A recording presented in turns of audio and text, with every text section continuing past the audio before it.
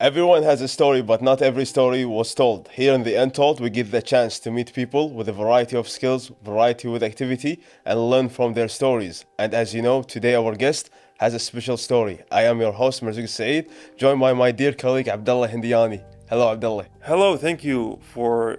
I would like first to thank the production of this program because today's guest is someone that I think is very important to have, right? He's Definitely. talking about topics that are undiscussed, right? But they are such important topics that I think we should openly talk about them as much as we can. Our guest for today, his name is Abdullah Khudari. In my eyes, he's not only a person, he's a hero, and a special hero. Yeah, and I think hero is such a justified word for him, right? Because by doing the research and by reading our questionnaires for having him, it is such an inspiring story, and I'm really curious to find out all the details about him. But we're gonna take a short break, and we'll come right back with him. Stay tuned.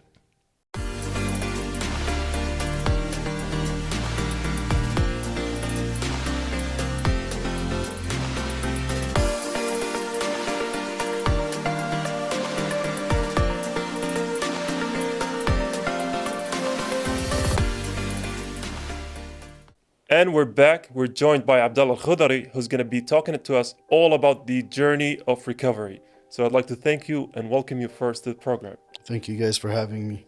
I saw you on TV, Abdullah, and the first time I heard your story, I was like, man, his story is really inspirational. A lot of people go through circumstances, but not a lot of them have the passion and the courage to overcome it. And you are really a great hero. I saw you on TV, and now to see you in person, it's such a great honor to have you. Thank you. Welcome to the show, Abdullah Thank you Khudari. very much. It's an honor to be here, and that's the whole point: is to carry a message to all these people that need help and people that are looking for recovery. That is true, and it can happen. Yeah, and I think this is such an important topic that, I'm so happy and so joyful that we can now openly talk about it because a lot of people do suffer from it, right? A lot of households do have a lot of problems with it. I absolutely believe that. I think it's such a big issue, not only in Kuwait, not only the Gulf region, not only the Arabic world. It's a worldwide issue. This is a drug addiction is a big issue all over the world. So I think it's a shame that our beautiful country has put a fingerprint on the fact that it's a shame and it's a scandal if you're an addict. Instead of because this way people when they have a problem, instead of asking for help, they're going to try to keep it a secret Yeah. because they look at it as a scandal. So I was one of the ones that wanted to change that vision, to change that view, and prove to people that there is change and there is recovery and there is a road to that path. Definitely. If there is a will, of course, there is a way to it. And before we dive into that subject, I would like for you to take us back in the journey, like when you were like a child. Tell us, who's Abdullah? How was your life? Well, Abdullah is a man with many. Was a boy with very different characteristics than now. I wanted to be everything. I wanted to be the best soccer player. I wanted to go WWE and be the WWE. best wrestler. I wanted to be the best rapper in the world. I wanted everything, and those are characteristics of what an addict could be in the future. I learned this now, of course, after what I learned drug addiction is. There's some characteristics that we all fall into. And with the bad kids, I was a bad kid. With the good kids, I was a good kid. But what I loved was sitting in the back, bullying people and picking on people, laughing at people. But like while I was doing that, I knew what I was doing was wrong, but it's just, I loved the attention I got from all the negative people. Yeah, and I think a lot of people underestimate how much influence or how much, effect it has on your behavior during those early development years, right? All of those, they say, oh, they're just kids, "ما يهال خلهم." A lot of parents, neglect that those are the most important years to kind of tailor your kids to the right path. Yeah, but that's the thing with addiction, with the characteristics. It doesn't matter what the household you come from. It doesn't matter the environment you're in. If you're an addict, you're gonna be an addict. Whether it's now, whether it's midlife, or whether it's in the last years of your life. If you're an addict, once you take that first hit, you'll know you're an addict. A lot of people get high. A lot of people use substances. A lot of people use narcotics, but they never go into addiction. Why? Because he's not hit with the disease. So let me give you an example. Me and one of my friends, we used the same substance when we were kids. I lived the rest of my life finding that next high. he never did it again. Why? Because I am hit with the disease. I have that disease. And that's the thing that I'm trying to show everyone, or our environment, or our society. Let's call it a society. Society here needs to understand that this is a disease. It's classified as a mental and brain disease. This isn't up to me. I'm not making this up. These are studies Definitely. that have been proven this, that drug addiction is a disease. And in all the studies in the biggest universities in the world have all agreed that addiction is a disease. And they didn't call it just addiction. They called it addiction disease because there's a cure for it. There's things you have to do to stay clean. Of course, there is a way to stay clean, a way to get around it, course. and also like to pass it. And I know, like you mentioned, sometimes like you were like with the bad kids, you were a bad kid, and they have some influence. But I know you were excelling at some point at something else, maybe like an activity, at soccer. So could you elaborate more about that? Yeah, I mean, every year I was into something different. You know, every year, like one time I was soccer, and then the other time I was into wrestling. I actually went into the Roman wrestling, and I wanted to be everything. I just always wanted to be number one at everything. But the problem with an addict is he'll never finish what he's doing. There's always a point when he gets to where he quits. We never finish. We never stay till the end. So yeah, I got into a lot of activities, a lot of hobbies, but I always ended up pulling And myself was that up. like at the same time where you were using substance or before it? Before and after. Before and after I used it. Before, what do After you it have- was definitely like I don't even care anymore. Like life is narcotics. But before, no. It was I'd do something and then I'd quit. I'd do something and then I'd quit. And I think a lot of people fail to understand that, the road to become an addict start with so many baby steps, right? Yeah. So I would like to go through your first, time you've experienced with narcotics and Well- substance abuse. Like, how was that? All right. Well, the first time I ever did anything was I had a talent show. I was gonna go up on stage, and I was let's say I had some fears, and to conquer those fears, I decided to do what I've been hearing about, because you hear about it in all the songs and all the movies, you see it. So I wanted to try it, and I was around my friends that do narcotics. So I was with them, and I said I want to try it, and I tried it. And I loved it the moment I tried it. But that love doesn't stay long. That love dies because after you start losing so much in life, you start hating it, but you can't let it go because you just don't know any other way. But yeah, it started off once every weekend. Do you Once. recall what age were you? I was 14. Okay. 14. I was 14 years old. I started. But it was once a week. It wasn't every day. It wasn't like a thing where I couldn't survive without it. Yeah. Life went on. If it was there, it was there. If it wasn't, it wasn't.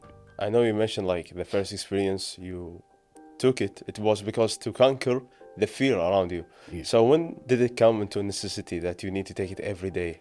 I think within a year. Within a year. After a year, it was every day. After a year, it was every day. And like after a year, maybe also, that's when I started doing more stuff, more narcotics, different kinds. I wanted to experience everything. But I always had a red line that I will never get to needles. But of course, that's just a facade. In the end, I did get to needles. So I'd like to ask you, it's called substance abuse for a reason, right? You're abusing all these substances. So when did you first notice that you're not in control anymore? Like, this is out of your hands? I think when I was 22. I thought from 14 till 22 that I could stop whenever I want. And I graduated high school getting high. I went to college getting high. I graduated college getting high. So I figured, whenever I wanted to stop, I could stop. But the harsh reality was when I came back from the States, because that's where I got my degree. When I came back from the States, the harsh reality was that I couldn't stop. And instead of the substances I had over there, I was trying to find something close to it here. Yeah. And that's when I realized, okay, no, I can't stop, and I want to stop. I used for 15 years, from 14 till 29. And from 22 till 29, I just want to get clean. I just don't know how. I don't know the way. And of course, during that time, there was like a rock bottom that you hit very hard, and it was like, no, I have to stop. I have to change. That's it. Listen, after I got clean, I realized that I've been in rock bottom for years, but I just didn't see it. But when you get clean, you realize, okay, that moment, that was rock bottom. That moment, that was rock bottom. You know, when I lost this, when I lost this friend, when I lost myself, when there's so many points when you were at rock bottom, but you just didn't see it. But when I got clean, the reason I got clean was something happened to me, an incident happened to me. But there were many more incidents before it that are much more dangerous and much more stronger than this incident that made me make the decision. It's like communicated. Yeah, it's all communicated, but you don't see it in the end. Like for me, when I raised the white flag and I asked for help, it was when I took a loan from the bank and I wanted to go buy some from my friends, and my own friends robbed me with weapons and stuff, and they literally robbed me with every single KD I had that day. And I remember leaving from there and crying and just feeling like I just got backstabbed. I was just betrayed by my friends that I'm getting high with every day. Yeah. And it was a shock to me. And that's when I raised the flag and I was like, all right, like I need to get out of this life. Like I can't take it anymore. And at that point I had gotten already in 4 overdoses. I had lost friends that died, may they rest in peace, that like died because of this. Yeah, in front of me. And then those 2 that died, the closest friends, no, they didn't die in front of me, but they died from overdose. And then I had 2 other friends that are serving life in prison, one for murder, one for selling. And so like just the whole circle I was around was just, there is no future for us. Like even in the end, I remember telling my mom, listen, like just let me be. I'm either going to die or go to jail. There's no other way out of this. I didn't believe there was a recovery. I couldn't believe that. There was no hope. I had lost all hope from the many chances or many ways I tried to get clean. None of them worked. So, but always trying my own way, and your own way will never work. So what did eventually work? Like you've said, you've tried so many ways, but like what actually let me say the ways that I tried first, and I'll tell you what worked.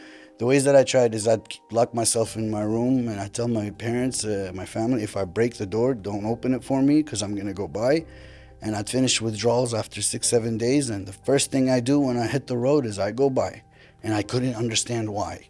And I tried to go to 6, 7, 8 doctors. In the end, 6, 7, 8 doctors are writing me prescriptions. I'm using their medication as substances, and I'm abusing it. And when I raised the white flag and I asked for help, my parents took me to a halfway house, to a recovery center. And there I learned what addiction is, what is an addict. Was that the time where you decided like to accept the professional help? Yes. When I finally let someone else hold the steering wheel, that's when I got clean. Because all those ways I tried to get clean by myself, I couldn't do it. So in the end, I had raised the white flag. Just tell me what to do, and I'm going to do it to the T. You tell me to go right, I'll go right. You tell me to go left, I'll go left. If you tell me to jump from the 3rd story, I'll jump.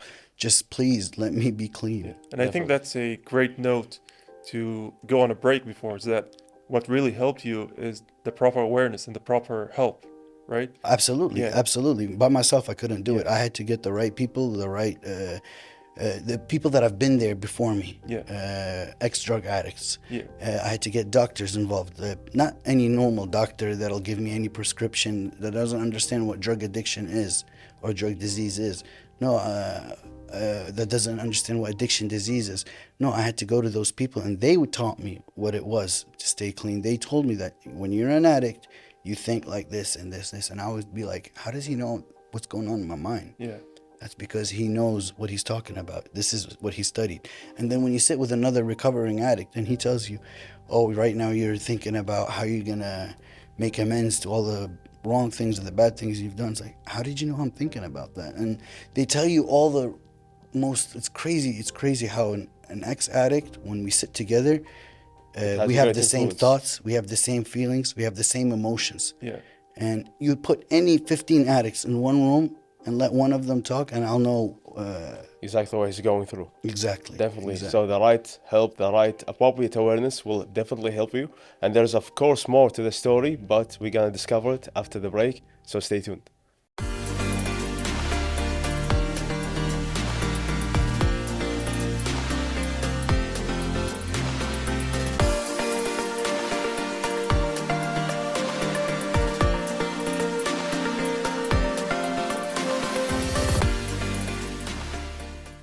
And we're back. We're with Abdullah AlKhudari, who's going to be talking and enlightening us all about the road to recovery. And I think with all roads, it starts with steps. And I want to ask you about the steps that you took, and particularly what was so difficult about it. What was so challenging for you? All right. Well, the steps for me, is first you have to admit you have a problem. Once you admit you have a problem, the second step is asking for help. You need to raise the white flag and ask for professional help. Yeah. That way, you know what to do. And the third step, and I think is the most important step, and is the reason why I'm still 9 years and 8 months clean, is because I'm around ex-addicts. The way I see it is, you did not learn how to get high on your own. You didn't just wake up one day and you knew that mixing this narcotic with this narcotic, you'll get this high. Someone taught you. It's the same way with recovery. You're not going to learn how to recover on your own. You need someone that's been there before you to teach you how to recover. The things you can do and you can't do to stay in recovery. Of course, I represent myself. I don't represent Narcotics Anonymous, but I am a member of Narcotics Anonymous, and we work a 12-step program to stay clean. And this 12-step program, a lot of people think once you finish the 12 steps, you're good, you're done. No, once you finish the 12 steps, you go back to step one and you work it again. And it's a thing you do for the rest of your life. Like continuous journey. Continuous journey. You And never there's stop. something really important you mentioned, that when you are with some people who have really the same experience and they are doing better, that's somehow influence you to do even better. Absolutely, absolutely. Like I said, there's no way I can do it on my own. And the reason why from 22 years old till 29, it was all failed ways of getting clean, is because I was trying to do it on my own. There was no one there to teach me. But once I became a member of Narcotics Anonymous, they taught me how to stay clean. They taught me what I can and what I can't do. And of course, they're going to always be positive. They're going to always give you positive feedback of how you can stay clean and the things that I should be able to put myself through and what I can't put myself through. That's really awesome. And I know, like, after building this long, successful journey so far, how you were able, like, to build trust with your family, with the friends again. All right. Well, I think this is a very important issue, because a lot of people, when they get clean, they're like, "Oh, my family are not respecting me anymore," or they still don't trust me. Obviously, you've been a bad kid for 15 years. Yeah. You've lost trust. You've done so many bad things. Just because you're clean 1 week or 2 months, it's not going to fix everything. So when it comes to getting back family trust, for me, what I learned is it takes time, and be patient. And you're not clean for them. Because once you take the decision to get clean for someone else, you're not going to stay clean. Yeah. You need to do it for yourself. So it's not important what they think now. Right now, just stay clean and keep doing you. Like, I think it took me at least 2 years for my dad to finally accept, okay, no, he's really clean. But in those 2 years, sometimes I was still treated as an addict. But it's not important. What's important is I stay doing what I'm doing and love myself first. Because once you learn how to love yourself, then you learn how to love others. And once you give that love and respect to others, they have to give you that love and respect. Like, a lot of people are like, "Oh, no one respects me." Yeah, because you've been bad for 15 years. Yeah. They're not going to respect you overnight. It's not important that they respect you. Respect yourself, and that way others around you will definitely respect you. Yeah, I remember we were talking once to a dietitian, and this is going to come back to this same point, that they said that, it took you 15 years to build all of that weight. So it's going to take you as many years to lose it. And I think that's what you're trying to say, is that, it took you so many years of mistrust and people failing to have their trust in you. So it's going to take you an equal amount of time for you to build that trust as well. Absolutely, absolutely. But to me, it's not important at first. It's not. Because a lot of people relapse because of those feelings, because of those emotions, of the guilt, of feeling that they're irresponsible, of feeling, "Oh, no one's respecting me," and they go use again. And that's not why you're clean. You're not getting clean because you want people to respect you. No, you need to love and respect yourself For first. you, yeah. And I was going to go and ask that, speaking of yourself, what was the hardest thing about the recovery process? Was it the physical aspect, the withdrawals? Was it the mental aspect of it? What kind of, Each has its own, each phase, each stage, let's call it, has its own way of, like, at first, I couldn't imagine living the rest of my life without taking any substances. I couldn't imagine it. It's like, there's no way I can do that. And then it was hard to face society without using it. For 15 years, I'd been using, and for me to go finish paperwork, I'd take this substance. For me to go sit with family, I'd take this substance. And I was so, my life based on substances, different substances. So at first it was like, how can I manage my life without substances? But I think each stage is hard, but once you pass that stage, you realize it's nothing. Like, it's all, let's say, yeah, it's all delusions. It's all delusions. None of it is real. Because once you pass, you'll realize it's all expectations, and none of them are actually there. And you really break the expectations and you create your own background and also like your own brand for today. Yeah, That absolutely. inspire a lot of people who are watching us. And definitely when you achieve something, each one of us has his own way of celebrating that. So what is Abdullah's way of celebrating his milestones? Well, like at first, Is it like a cheat meal? Is it like a... no, cheat meal I'd go use one time. No, no, it doesn't work that way for us. No, but for me, like at first, oh, I'm clean 30 days. I'm clean 60 days. I'm clean 90 days, 6 months, 9 months, 1 year, 1.5 years, 2 years. And then you do 3 years. And I think after 3 years, it just becomes a habit. Like, but to me, September 10th, my real birthday is December 26th, but September 10th, that's what I feel like is my actual birthday. That's the day I got clean. That's the day when I started seeing colors again. That's the day when I loved myself again. That's the day when I learned who Abdullah really is. So to me, it's a very important day for me. But at the same time, it just became like your normal birthday. Like as you get older, it's not so much you celebrate it so much as you did before. But in the first few years, yeah, it was a big deal. And I think it means a lot to you because our birthday is not, there's nothing earned about it, right? We were just born that way. Yeah. But for you, it's like that was your actual birthday, right? That was something you paid for. Yeah, I was reborn that day, man. Yeah. Man, I was reborn that day. Like you're talking to someone that was using 15 years. 15 years is not a little, you know what Yeah. I mean? Like I went through many stages in my life not feeling because the substances and the narcotics took that feelings away from me. So when I first got clean and I saw my kids, it was like they were just born today, you know, when they had already been 2 years and one of them was just born at that time. So yeah, you start feeling the love of life again. Like I didn't notice that the ocean was actually blue till I got clean. I would go sit there for hours, just, you know, sitting there and meditate. Yeah, I think they call it appreciating the little things, right? Yes, appreciating the little things in life. I didn't appreciate those at that time because my main issue or my main goal was how I can get the drug, where am I gonna get it, how I can get the narcotic, where am I gonna get it from, Yeah. how I'm gonna use it. And sometimes in that term, like people will have some misconceptions in the society. So what are some of them that you have encountered? Like I said, Like especially like when it comes to recovery process. yeah, like I said, the whole vision of they have, and it's a scandal and it's a shame. And addiction is not a shame; it's a disease. Yeah. And I think our society, it's very hard for them to accept that. Very hard to accept that this is a disease and you're going to have it for the rest of your life. And there are things you have to do to stay clean. It's like being a diabetic. You have to stay the rest of your life taking your needles. Same thing with drug addiction, with addiction disease. You have to stay the rest of your life attending meetings, staying with people that are in recovery. Once you stop doing those things, then you've put yourself in danger. Yeah.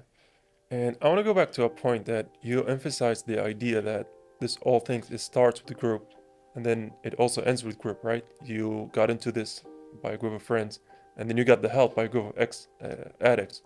So I want to ask about, you know, family and friends of the addicts. How can they support their, you know, loved ones? The biggest problem that I've noticed, especially now when families, fathers, mothers, brothers, sisters, they come and ask me for help, I realize they are in bigger denial than their kids. Oh. And my mom was in bigger denial than any of us. And my mom thought, like, oh, he's hanging out with all the bad kids. He's not that so bad. Not realizing I'm the bad kid. I'm the one doing those things, not those people that I'm with. And I think that they need to realize, you know, don't be in denial. Your son has a problem. Yeah. Go get help. But like I said, people always look at it as a scandal. So they say, oh, let him use and die in the house. not expose us to the society, which I am so against. You know, That's really a He's- good one. yeah. And what else, like other advice that you will tell the families to deal with their kid Seek or help. Seek professional help. If you want your child to get clean, seek professional help. Put them in a recovery center.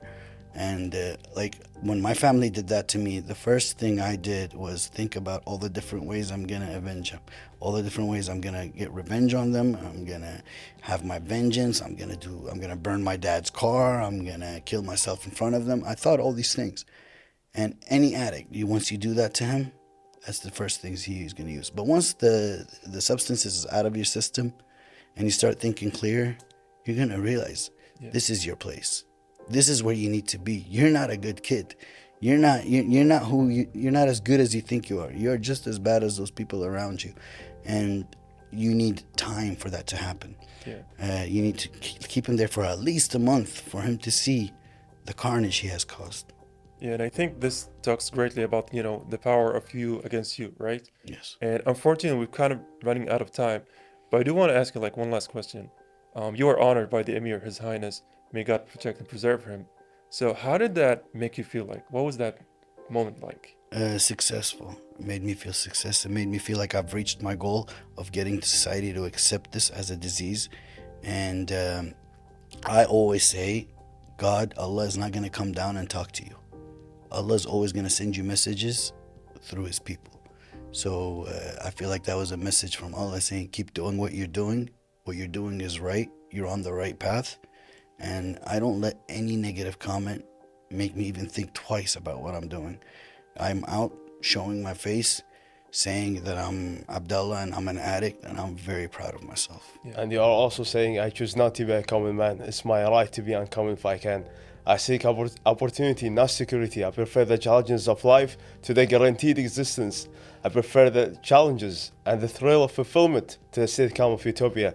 It's in my heritage and blood to stand boldly and say, this I have done. And really done. And I salute you with the bottom of my heart for having this courage, determination to stand boldly and to become the better version of yourself, inspiring a lot of people around Kuwait and even the globe. I really salute you. Thank you so much for being with us. It's really a great honor to have this conversation with you, Abdullah. Thank you guys for having me. It's an honor to be here. Thank you. Yeah, it was amazing. This was really enlightening conversation. I do wish we had more time, but unfortunately, that was all of the time we've had for this conversation. And we're going to take a short break, but we'll come right back.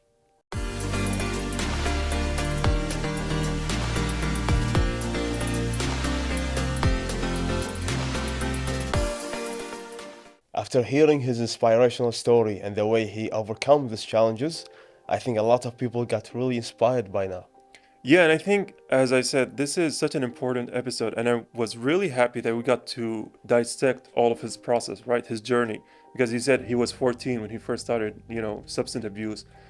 He's been on a 9-year recovery process now, and he's still remembering all of those months, right?